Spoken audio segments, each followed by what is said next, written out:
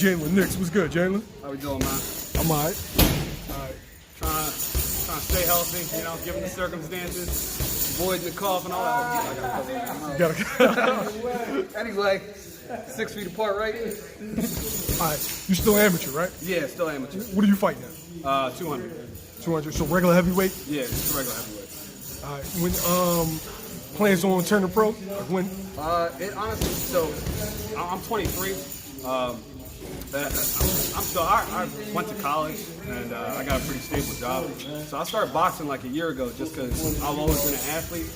And for me, it's kind of just been like, I appreciate the sport, so I'm not going to rush into it. Like, I'm not going to rush into turning pro because I need a check or anything. So I'm going to take my time, go through the amateur ranks, do it the right way. And there's no real clock. Like, it's not like I got to be like, oh, I'm 25, I got to turn pro because I need this bread, I need this check. I'm going to take my time, make sure I come up right, make sure I know the things that, you know, because it takes years for you to really develop and know this stuff.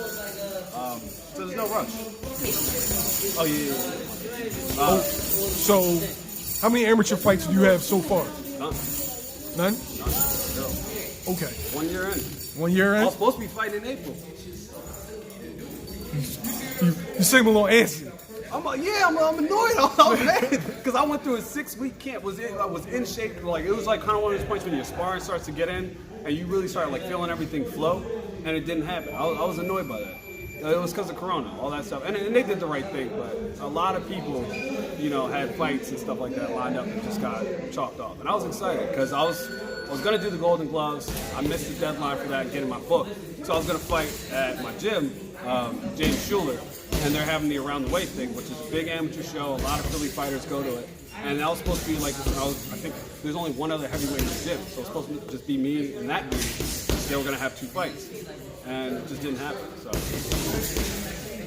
I can see the disappointment on your face. I was really mad, man. Because you get so close, and then the date just keeps getting pushed back and back and back. Because I'm ready. I've been ready since December. It's just a matter of getting the fight. Now, like I said, you haven't fought yet. Have you sparred anybody? Have you sparred professionals yet? Oh yeah, absolutely. I'm not gonna drop their names on here because you know what, I'm a big believer in what happens in the gym. Yeah, I've definitely sparred a few professionals and I've held my own. I still got a lot to learn, but that's part of the reason why, like me and my coach, Brother Khalil, we definitely because I'm a big dude and I punch hard, and it's hard to get at that because all I want to do is punch hard. And I can't do that. Like I got to learn to, you know, really protect myself, kind of be a little bit more slick and be more creative. Just because like your power ain't always going to be there. It's not going to be there at the end of the fights. So part of the reason why I switched trainers was so I could learn that skill base. Because I mean I knew I could punch hard. Even sparring before I switched trainers, I was fine. I didn't know what I know now. You feel like how tall are you? 6'1". 6'1". So you're smaller. Are you going to fight?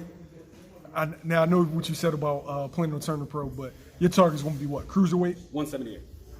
Oh. Yeah. No, I'm talking about for professionals. You're going to go down to light heavyweight. Oh yeah. I can see that. Because I walk around at 200 when I'm not in camp. When I'm in camp, I could probably drop down to 190, and that's at amateurs, where I can walk around comfortably. I don't have to sit there and have a sauna suit on before a fight. I can be comfortable. So. Okay, so speaking of light heavyweights, who do you like in the division? In the division? Yeah. For light heavyweights? Honestly, I think Canelo moving up is pretty wild. The fact that he was able to beat Kovalev. I really like him coming up because his body power. I mean, that Kovalev fight was a setup, and Kovalev, I think he took a dive. But I think Canelo has kind of hit the point in his career where although he's shorter, he looks good at 178. How would you yourself fight somebody that small? Stay out of range. Don't let him get under. So you keep backing up.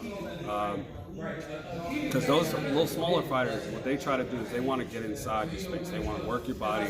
Because, I mean, Kovalev, it was well known Kovalev doesn't like body shots. That's how Canelo got him. And he kept, every time Kovalev tried to throw that right hand, Canelo dipped right under it, threw that hook to the body. And it got to the point where Kovalev kind of like, he died with his right hand. He kind of stopped throwing it. He didn't want to throw it anymore because every time he kept getting clapped in the body.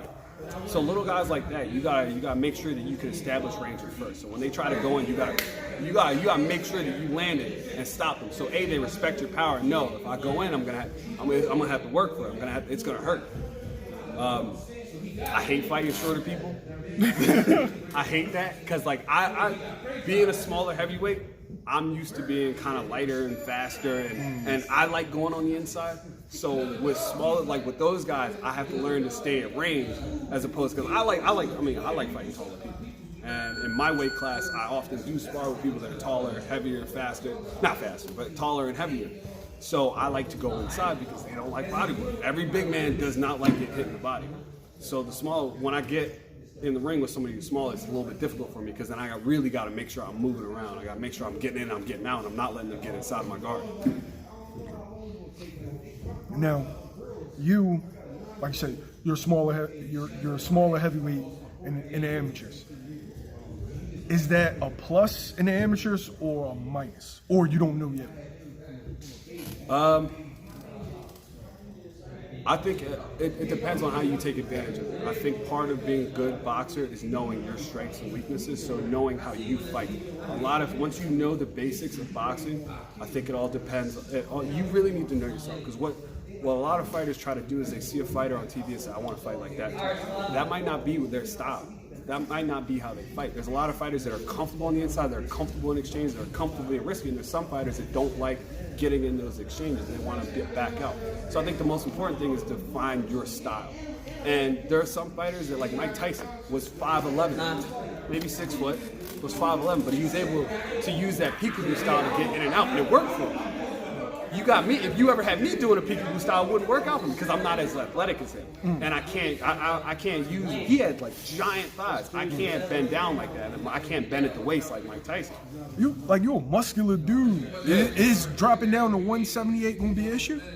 Nah, because when I first started boxing, I was 230, and that was one of the things that me and my first coach talked about was, oh yeah, we're definitely gonna have you fighting at super heavyweight.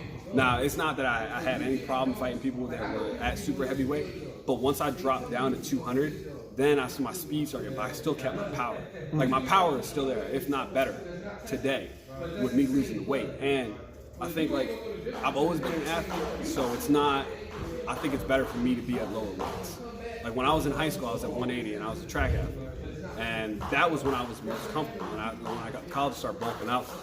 Because I became a sprinter. But I feel more comfortable at lower weights.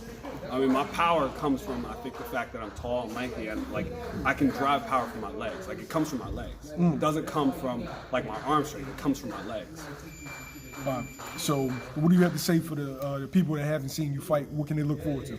I think it's gonna. I think.